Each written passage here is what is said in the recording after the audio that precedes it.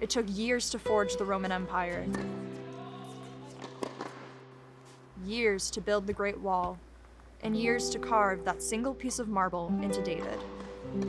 We are constantly changing tactics, utilizing new tools, and establishing relationships, all in an effort to perfect ourselves.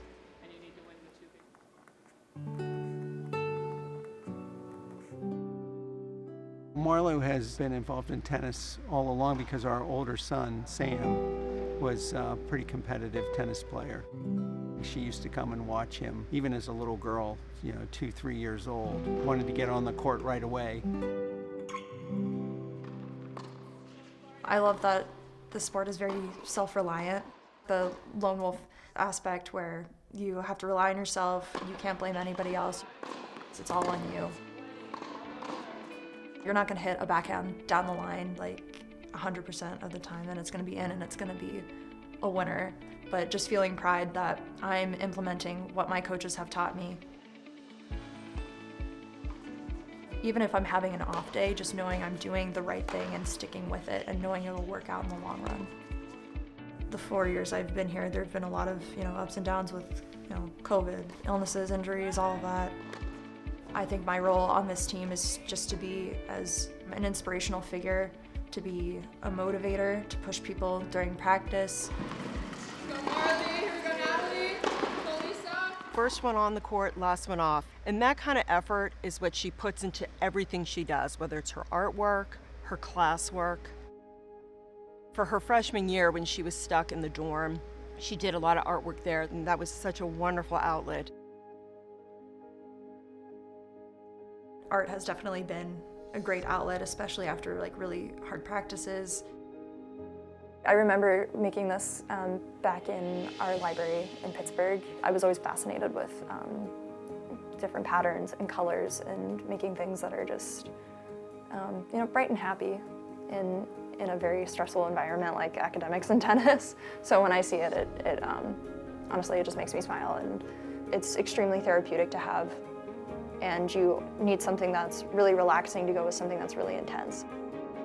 It's really important to have another passion to lean back on because, say, for my sport, I get injured to the point where I can't return to the court. And tennis was my whole life, right? So I at least know that I have other things that I absolutely love to do, like my art, like writing, like painting. It takes her off of the court, takes her mind away from the pressures and tensions to be her best, and allows her to have a decompression point. It makes her a positive person, and she she brings that to the team. I think that's also why I've loved tennis as long as I have and still do, because I've had other outlets such as art to kind of lean back on. She is genuinely a tennis baby. She's been on the court since she was born, so she's going to take it all with her, all the good, all the bad, because that's what's made her into who she is today. Growing up, there was a player who I had the pleasure of practicing with, Sammy Mamike, and she was such a role model to me. She's one of the best players I've ever seen in my life. And I remember thinking when I was in 8th grade and she was playing for the Spartans, I was like, wherever she's going, that's where the best of the best play. And 4 years later, here I am.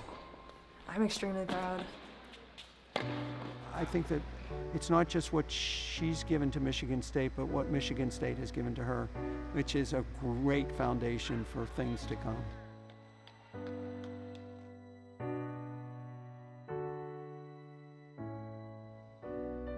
The best thing we can do is live in the moment. The best is yet to come. I am proud to call myself a Spartan,